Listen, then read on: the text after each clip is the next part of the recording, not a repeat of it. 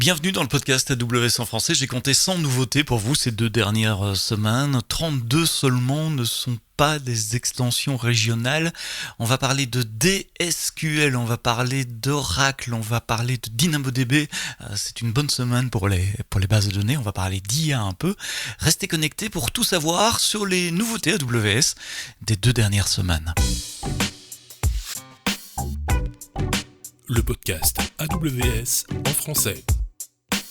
Sébastien Stormac. Bonjour, bienvenue dans ce nouvel épisode du podcast AWS en français. Une semaine sur 2, vous le savez, je parcours avec vous les nouveautés du petit monde du cloud d'AWS.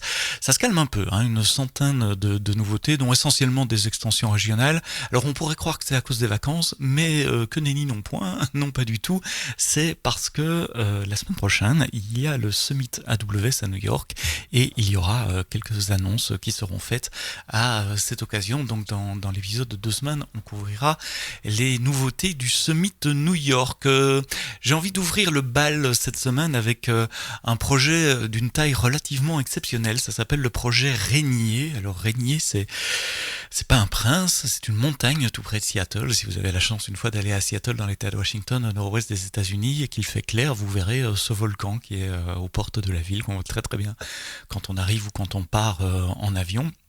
Le projet Rainier, c'est quoi chez AWS? C'est un super calculateur pour les besoins de l'intelligence artificielle, encore une fois, et notamment pour ceux qui vont entraîner des modèles, notamment notre client et partenaire Anthropic, qui fabrique les modèles cloud. Alors, c'est un super calculateur d'une taille relativement unique, comme AWS ne l'a jamais fait, avec du matériel AWS évidemment, et les fameuses puces d'entraînement, les Trainium 2 qui vont tourner sur des EC2 Ultra Cluster. Alors Trainium 2, c'est un chips design conçu par AWS spécifiquement pour entraîner des systèmes d'AI. Alors c'est pas la puce ARM de papa-maman qu'on trouve dans nos téléphones. C'est vraiment des puces qui sont conçues pour manipuler de gros volumes de données et de le faire extrêmement rapidement. Juste pour mettre une comparaison, une seule puce Trainium 2 est capable de faire des trillions, donc des milliers de milliards d'opérations par seconde. C'est un peu difficile à visualiser comme ça, mais disons que ça voudrait dire si une personne devait faire tous ces calculs, ça prendrait plus de 31 000 ans, 31 700 ans pour compter de 1 à 1 trillion. Et là, la puce, elle fait plusieurs trillions d'opérations par seconde. Alors quand on met des tas de machines comme ça avec 16 puces chacune, il faut évidemment qu'elles échangent des données extrêmement rapidement entre elles, et donc on a conçu un réseau à extrêmement faible latence et extrêmement haute bande passante pour la communication entre ces nœuds de cluster qui s'appelle un ultra cluster, et le réseau s'appelle des neuron link pour faciliter donc le déplacement des données entre les machines dans le data center. Et puis vient en plus de ça évidemment les Elastic Fabric Adapters, le réseau classique pour connecter ces machines au réseau. Tout ça sera distribué sur plusieurs data centers à travers les États-Unis avec de l'énergie renouvelable, puisque je rappelle que depuis 2023, AWS utilise de l'énergie renouvelable à 100% pour alimenter les data centers. Donc ça fait déjà 2 ans que c'est le cas. Il y a des fermes d'énergie solaire, des fermes d'énergie éolienne. AWS aux États-Unis achète et a dépensé des milliards de dollars pour acheter des centrales nucléaires, et Amazon, pareil qu'AWS, est toujours aligné pour être neutre en émissions carbone à partir de 2040. C'est notre objectif depuis plusieurs années, et ce projet-là, Rainier, ne va pas changer ces objectifs-là. Alors quand on parle d'efficacité évidemment et d'énergie, on parle de l'eau également. Ces nouveaux data centers qui sont conçus pour le projet Rainier vont utiliser le moins d'eau possible, voire pas du tout quand c'est possible, en utilisant uniquement la fraîcheur de l'air pour refroidir les data centers. Le standard de l'industrie en matière d'eau, c'est 0,375 litres d'eau par kilowattheure. Ces nouveaux data centers opéreront moitié moins que ça, à 0,15 litres d'eau, donc 150 millilitres, si je ne me trompe pas dans les conversions, d'eau par kilowattheure.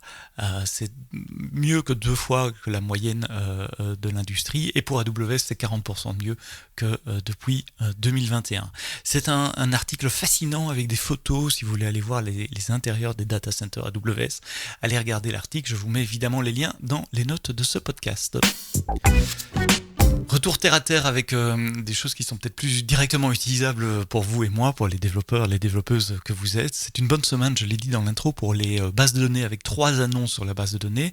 D'abord Aurora DSQL, vous savez, cette base de données distribuée, multi-région, fortement consistante. Donc vous pouvez faire des transactions fortement consistantes, multi-régions. Grâce à cette nouvelle architecture, c'est compatible Postgres SQL. Eh bien, Aurora DSQL est maintenant disponible dans plus de régions, et d'habitude je parle pas des expansions régionales dans le podcast, sauf quand ça touche l'Europe, et c'est maintenant en Irlande, à Londres, et Cocorico à Paris également. Alors non seulement c'est une bonne semaine pour les bases de données, mais c'est une bonne semaine pour la consistance forte multirégion, puisque la même semaine, le 30 juin, Amazon DynamoDB Global Table, vous savez, c'est cette possibilité dans DynamoDB d'avoir des tables qui sont répliquées sur plusieurs régions pour des questions de disponibilité, pour du Zero Recovery Point Objective, les RPO.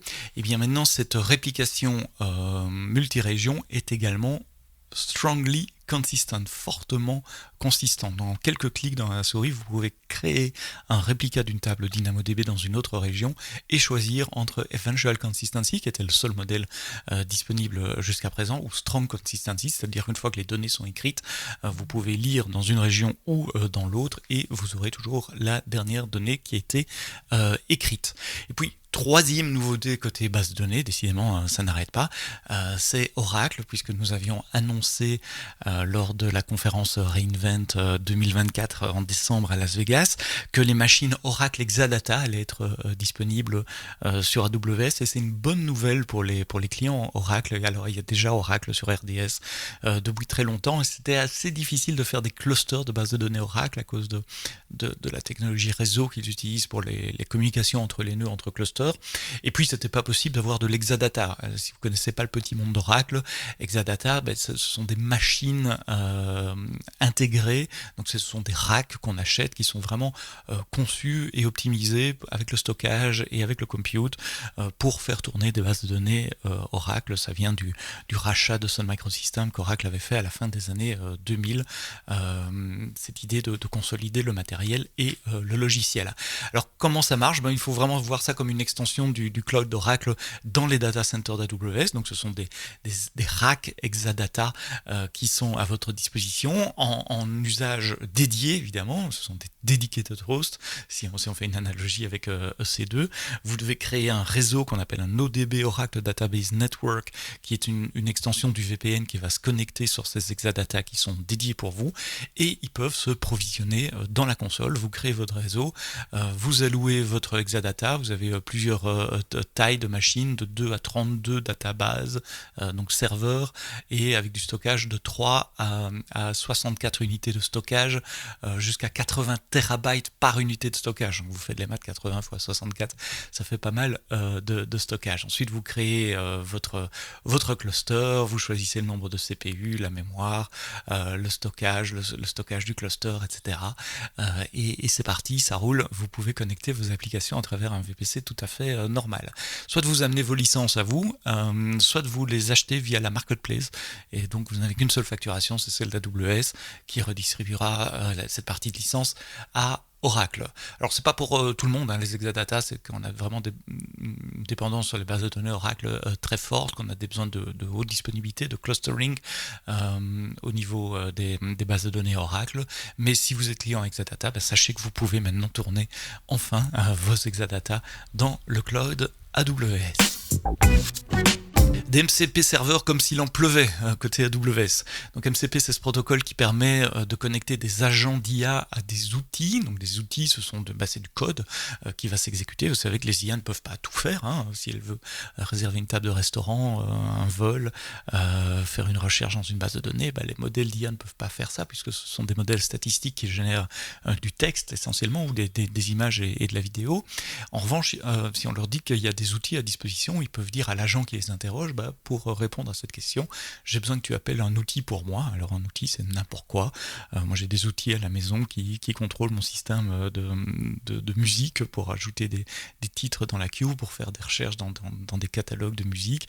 Évidemment, au niveau business, des outils, ça peut interroger votre compte AWS, votre facture AWS, ça peut interroger des bases de données, ça peut faire des calculs, ça peut appeler n'importe quel API. Et bien, de plus en plus de services AWS publient leur outil et on a un repo GitHub avec toute une série d'outils AWS. Les plus intéressants pour moi, c'est ceux qui sont capables d'expliquer une architecture. On leur donne un stack CloudFormation et il nous fait un diagramme de l'architecture, ou ceux qui sont capables d'analyser des CloudWatch Logs, ou ceux qui sont capables d'analyser mes données en se connectant sur DynamoDB ou sur une base de données RDS par exemple, ou encore, et ça c'est assez génial, d'analyser ma facture AWS. Donc ce sont des outils qui consomment l'API AWS normal pour aller chercher des données et faire des analyses et passer ces analyses au Large Language Model qui vous fera une description en langage naturel du problème que vous cherchez ou de la solution que vous cherchez. Je vous mets les liens évidemment dans les notes du podcast. Il y a une longue liste d'outils, ça part un peu dans tous les sens, c'est de la donnée, c'est de l'AI évidemment, c'est les containers, c'est le serverless, c'est le support, c'est la documentation, c'est l'infrastructure as code, tous ces outils qui sont en général écrits en Python, et en général, il y a des outils qui tournent en local, donc qui communiquent par des pipes standards, input-output avec votre agent d'IA. Faites attention toujours quand vous utilisez des outils comme ça. Bon, là, ils viennent d'AWS, donc a priori, on peut leur faire confiance. Mais n'oubliez pas que c'est du code qui tourne sur votre laptop, donc c'est peut-être mieux de les faire tourner dans des containers Docker, par exemple, pour éviter que ce code fasse quelque chose de mal sur votre laptop, ou pire, sur votre serveur. Des outils que vous pouvez aussi déployer sur des fonctions lambda, c'est expliqué dans le repo. Donc ce sont des outils distants, donc une pluie de MCP serveurs. Puisqu'on parle d'IA générative, vous savez bien, il n'y a pas un épisode du podcast où on ne parle pas d'IA générative. Il y a une nouveauté très sympa sur Amazon Bedrock. Donc Bedrock, c'est ce service serverless managé qui donne accès à des large language models de l'étagère. Pour simplifier, ça permet de faire des tas d'autres choses aussi, du RAG, des agents et des tas d'autres choses. Jusqu'à présent, comme toutes les API AWS, quand on parle à Bedrock, il faut une access key, une secret key, donc il faut des credentials AWS. Depuis quelques jours, depuis cette semaine, vous pouvez authentifier les API, les appels d'API à Bedrock avec une clé d'API, une API key, comme vous le faites avec OpenAI ou avec Claude, par exemple, si vous parlez directement à leur modèle hosté par eux. Comment ça marche? Vous allez dans la console de Bedrock, vous générez une clé d'API. Il y a deux types de clés d'API. Il y a des clés court terme qui sont valables 12 heures, qui prennent exactement les mêmes droits que vous avez dans la console au moment où vous la générez. Il y a des clés long terme qui, elles, sont associées à un rôle IAM qui est entièrement géré par la console Bedrock. Vous ne devez pas vous en occuper, vous obtenez une clé d'API que vous pouvez passer à vos développeurs, et comme ça ils ne doivent plus avoir de access key, secret key ou du single sign-on sur un compte AWS, etc. C'est une clé d'API, ne la mettez pas nécessairement dans une application front-end, je pense à iOS ou à des applications web, comme toutes les clés d'API, il n'y a rien de neuf, il n'y a rien de spécifique à Amazon Bedrock, mais voilà, c'est plutôt un secret qu'il faut garder sur le serveur et pas nécessairement exposé aux clients. Nouveauté également avec un super article de mon collègue Mathéus à Londres qui explique des nouveautés d'Amazon Nova Canva. C'est ce modèle d'Amazon qui permet de générer des images et on voit bien d'où ça vient. Ce sont des modèles qui sont créés par Amazon, pas par AWS, donc fortement orientés retail. Ils les utilisent dans la pub notamment ou pour générer les images sur le site de retail. Il y a une nouveauté dans Amazon Canva qui permet d'essayer des vêtements. Vous prenez une image d'un vêtement, vous prenez une photo de vous et ça vous génère la photo photo de vous avec le vêtement. Alors ça supporte les chaussures, ça supporte le lower body, donc les pantalons, le full body, le upper body, donc les tops, garments, donc ça serait pour de la bijouterie par exemple, voire une montre ou un bijou sur nous, et ça montre vraiment comment irait le vêtement ou l'accessoire sur vous, et c'est assez sympa, c'est très facile à faire, c'est quelques paramètres à passer dans un appel d'API de Bedrock, puisque ces modèles Amazon Nova sont exclusivement disponibles sur Bedrock. Enfin, un nouveau portal pour la communauté. Vous connaissez peut-être déjà community.aws. Eh bien, il y a maintenant Builder Center, AWS Builder Center. C'est le nouveau portal pour la communauté AWS. Alors, vous allez retrouver les articles de blog qui ont été déjà écrits sur community.aws.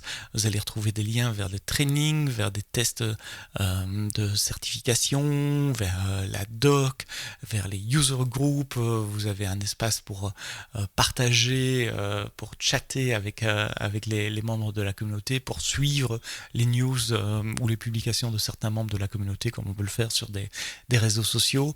Vous avez une section Toolbox où vous pouvez trouver tous les outils par langage, de C++ à Swift en passant par SAP, Java, Kotlin et tous les autres. Enfin, on veut vraiment que ce portal devienne le portal, votre portal pour la communauté AWS, les user groups, les heroes, les community builders et puis tous les développeurs, les développeuses que vous êtes. Une seule adresse à retenir, c'est une bonne question, c'est builder.aws.com, builder.aws.com, le nouveau portal de la communauté AWS. Et c'est sur cette nouvelle que se termine le podcast AWS en français de cette semaine, épisode 309. La semaine prochaine, nous aurons du Woman in Tech avec la fondatrice d'une start-up biomédicale. On vous expliquera tout ça. Et puis, on parlera également vendredi prochain de Lambda et de fonctions Rust en Lambda. Si vous êtes fan de Rust et fan de Lambda, sachez que vous pouvez écrire vos fonctions Lambda en Rust. On parlera de tout ça avec un AWS Hero francophone qui est déjà venu dans le podcast plusieurs fois, qui s'appelle Jérémy Rodon. Mais d'ici là, quoi que vous codiez, codez-le bien.